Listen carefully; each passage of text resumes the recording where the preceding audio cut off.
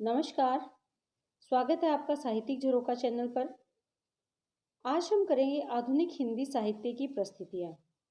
देखिए, जो साहित्य है उस पर प्रस्तुतियाँ विशेष प्रभाव डालती है। जैसी प्रस्तुतियाँ होगी, साहित्य उसका दर्पण होगा, क्योंकि साहित्य के माध्यम से उन्हीं प्रस्तुतियों को स्पष्ट किया जाएगा। तो आज हम पहले हिंदी साहित्य की प्रस्तुतियों के बारे में जान लेते हैं जो आधुनिक काल में साहित्य लिखा गया। तो देखिए, इसको स्पष्ट करने के लिए सबसे पहले एक छोटी भूमिका बनाई है मैंने यहाँ पर। इसमें मैंने 3 बिंदु में ये बताया है कि रीतिकालीन काव्य कैसा था और आधुनिक समय में क्या प्रभाव रहा। देखिए, रीतिकालीन जो काव्य था वो सामान्य जनता से अछूता काव्य था, यानी सामान्य जनता के लिए वो काव्य नहीं लिखा जा रहा था। ये काव्य दरबारी काव्य था, यानी दरबार में रहने वाले कवियों के द्वारा लिखा गया। किसके लिए? अपने राजाओं को प्रसन्न करने के लिए। जबकि जनता क्या चाह रही थी कि उनके जीवन में बदलाव लाया जाए। फिर दूसरा, पूंजीपति वर्ग का काव्य है। पूंजीपति जो उच्च वर्ग था, जिसके जेब में धन था, उनके उनके लिए काव्य लिखा गया, क्योंकि उनके पास भोग विलास के सभी साधन थे। तो उन्होंने अपनी खुशी, अपने मनोरंजन के लिए कवियों के द्वारा रचनाएं करवाई।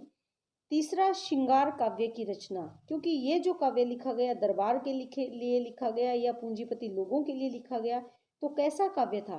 श्रृंगार से भरपूर काव्य था, यानी श्रृंगारिक काव्य की रचना की गई। नायक नायिका का चित्रण किया गया मनोरंजन के लिए। लेकिन अब समय बदल रहा था। लोगों को, जो सामान्य जनता थी, वो इन सब के कारण परेशान थी। एक तो दरबारी जो नेता थे या दरबारी जो शासक थे, उनकी शासन से परेशान थे। दूसरे, पूंजीपतियों के द्वारा जो निम्न और गरीब जनता पर अत्याचार किए जा रहे थे, उसके कारण समाज में आक्रोश था। तीसरा, जो श्रृंगारिक काव्य की रचना की गई थी, वो भी लोगों को नहीं अच्छी लग रही थी, क्योंकि ये सब अच्छा कब लगता है? जब पेट भरा हो। लेकिन आधुनिक काल तक पहुंचते पहुंचते रीति काल में आक्रोश का भाव स्पष्ट होने लगा था। जनता बदलाव चाहती थी, इसीलिए साहित्य में भी परिवर्तन दिखाई दिया। इन सब चीज़ों से बचने के लिए, इन सब चीज़ों से मुक्ति के लिए कवियों ने परिवर्तन की ओर प्रयास किया, या परिवर्तन उन्होंने अपने लेखन में किया।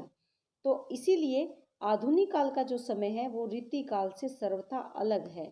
यहाँ दरबारी काव्य लिखा गया, लेकिन यहाँ दरबार को विशेष नहीं माना गया, या दरबार की महत्ता नहीं है। फिर आधुनिक परिस्थितियों के परिणाम स्वरूप आधुनिक काल का साहित्य लिखा गया, यानी यहाँ पर रीति काल का प्रभाव नहीं है, जो नई बदलाव की परिस्थितियां हैं उनका प्रभाव है। रीति काल में छोटे छोटे राजा थे, उनकी रियासतें थी, वो अपने अधीन जो लोग थे उन पर शासन किया करते थे। लेकिन ये वो समय था जब संपूर्ण भारत अंग्रेजों के अधीन था और समाज एक नया बदलाव चाहता था। तो आइए देखते हैं कि उस समय की अन्य परिस्थितियां कैसी थी। सबसे पहले है राजनीतिक परिस्थितियां। देखिए, भारत पर अंग्रेजों का शासन था, जैसा कि मैंने अभी बताया। और ये कब से प्रारंभ हुआ? लगभग सन 1757 में, जब प्लासी का युद्ध हुआ, जिसमें अंग्रेजों की विजय हुई थी। और उस युद्ध के पश्चात बंगाल पर अंग्रेजों ने अधिकार कर लिया था। उसके बाद अंग्रेज ये चाहते थे कि वो दिल्ली पर भी अपना आधिपत्य स्थापित कर ले, और 1857 ईस्वी में उन्होंने ऐसा कर भी लिया। यानी 1857 ईस्वी में अंग्रेजों ने भारतीय क्षेत्रों पर अपनी जो शासन व्यवस्था है वो लागू कर दी थी। इसीलिए लोगों में आक्रोश था, और सबसे पहले 1857 का जो स्वतंत्रता संग्राम है वो प्रारंभ हुआ। इसके बारे में सब जानते हैं कि 1857 का स्वतंत्रता संग्राम कहाँ से शुरू हुआ था, जो कि हरियाणा के अंबाला से शुरू हुआ था। मंगल पांडे ने उसे प्रारंभ किया था। तो ये 1800 स्वतंत्रता संग्राम इसी समय में प्रारंभ हुआ। फिर सन 1885 में इंडियन नेशनल कांग्रेस की स्थापना भी हुई। ये वो बदलाव हैं जो धीरे धीरे राजनीति में आ रहे थे। 1857 में ही स्वतंत्रता संग्राम के बाद भारत पर महारानी विक्टोरिया का शासन भी स्थापित हो गया था, क्योंकि उन्हें लगने लगा था कि इस प्रकार अगर आंदोलन चले तो अंग्रेजों के हाथ से भारत की सत्ता निकल जाएगी। तो सीधा महारानी विक्टोरिया ने भारत पर अपना शासन स्थापित कर दिया था। इसके साथ साथ अगर देखें तो अंग्रेज सरकार भारत के विकास की ओर ज़्यादा कोई ध्यान नहीं दे रही थी, बल्कि उन्होंने कुछ एक नए यहाँ विकास भी किए, जैसे रेलों का आविष्कार हुआ, डाक तार की सुविधाएं भारत में आई। लेकिन ये सब किसके लिए आए? स्वयं उनकी अपनी सुविधाओं के लिए। क्योंकि रेलें अगर अच्छे से चलेंगी या रेल अगर भारत में आएगी तो इससे अंग्रेज़ों को सैनिक एक जगह से दूसरी जगह या हथियार एक जगह से दूसरी जगह ले जाने में उन्हें आसानी रहेगी। डाक और तार की सुविधाओं से वो अपने संदेश एक जगह से दूसरी जगह बहुत जल्द पहुंचा पाएंगे। तो ये सुविधाएं उन्होंने प्रारंभ तो कर दी, लेकिन ये ज़्यादातर उनकी अपनी सुख सुविधाएं थी। इसके साथ साथ अंग्रेज सरकार ने भारतवासियों के धर्म में भी हस्तक्षेप बंद कर दिया था, लेकिन उनकी जो दमनकारी नीति थी वो अभी भी चल रही थी।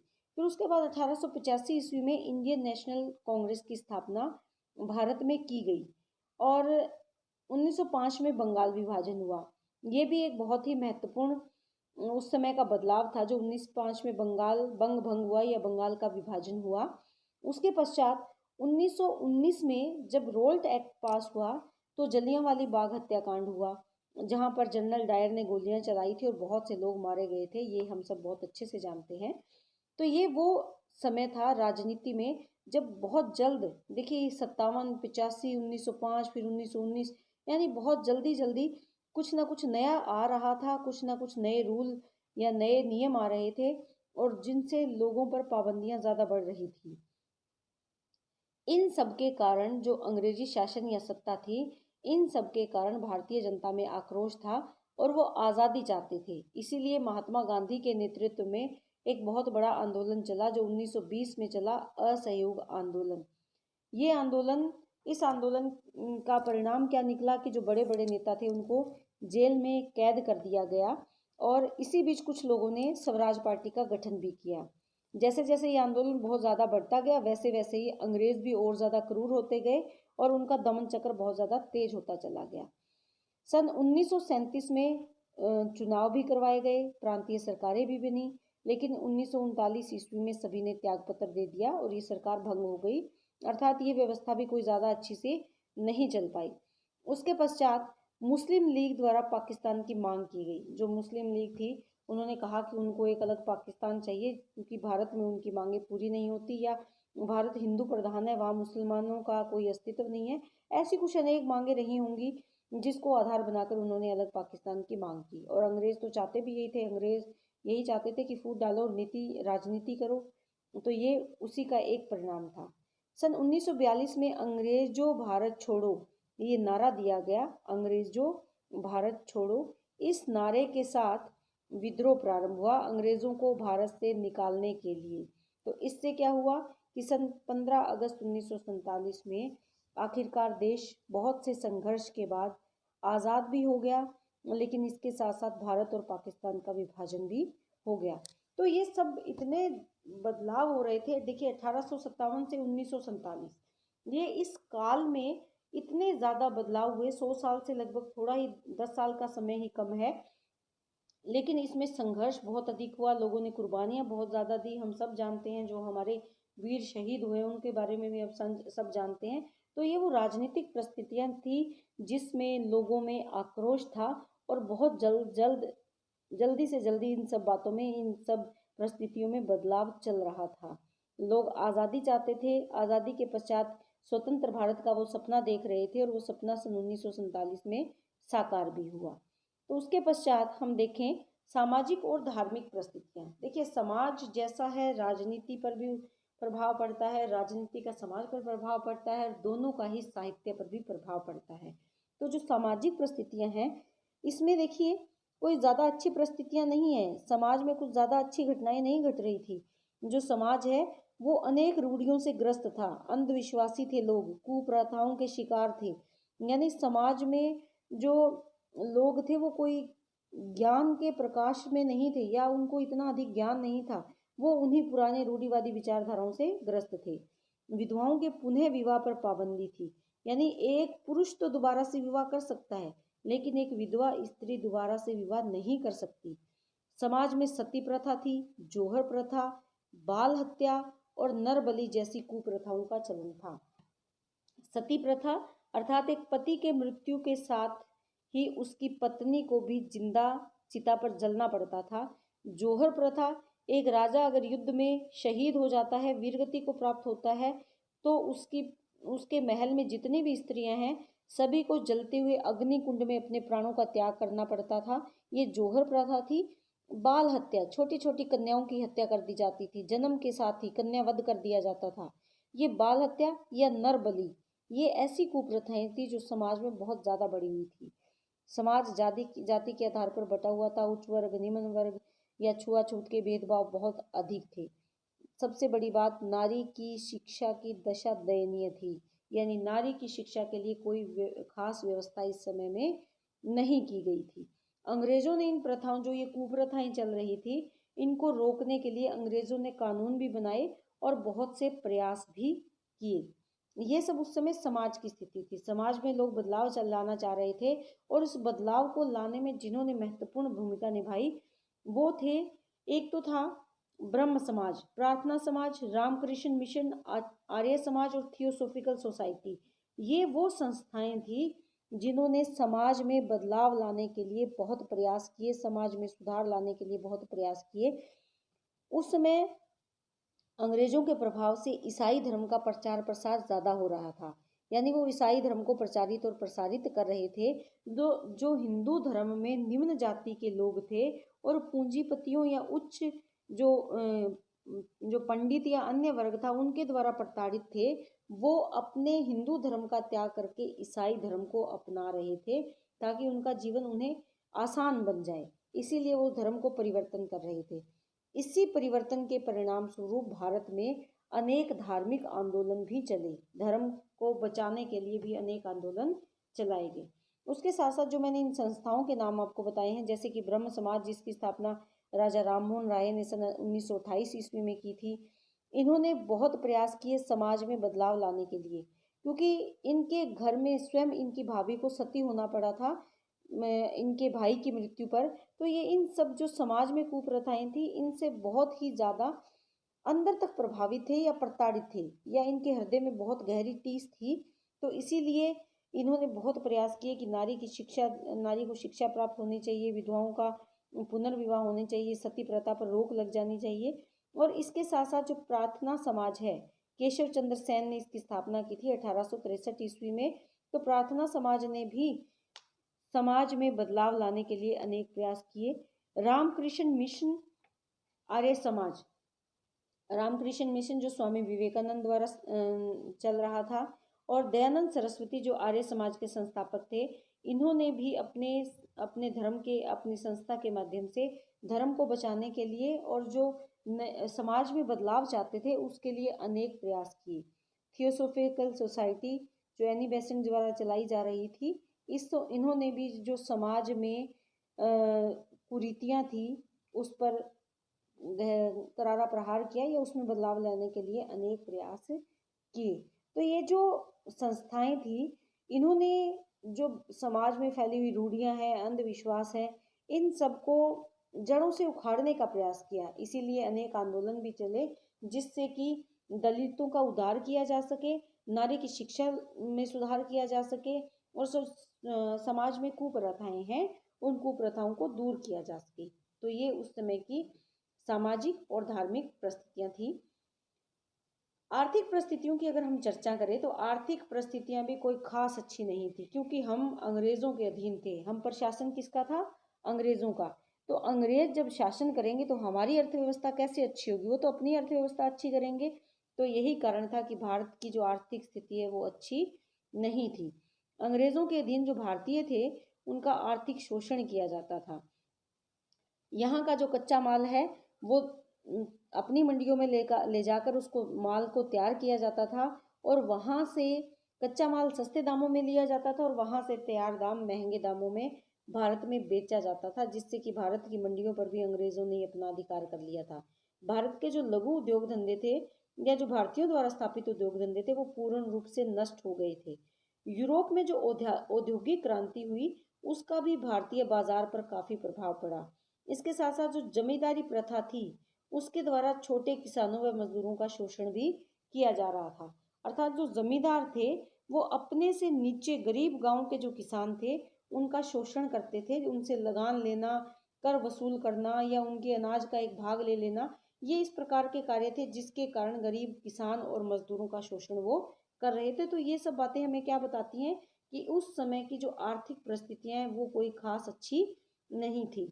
अब साहित्यिक परिस्थितियों की अगर बात करें, देखिए साहित्य में बहुत बड़े बदलाव हो रहे थे। साहित्य में क्योंकि अंग्रेजों का शासन था, तो अंग्रेजी साहित्य में जो कुछ चल रहा था वो पहले बंगला साहित्य में आया, और बंगला के पश्चात हिंदी साहित्य में भी वो अपनी स्थान या जगह बनाने में कामयाब हुआ।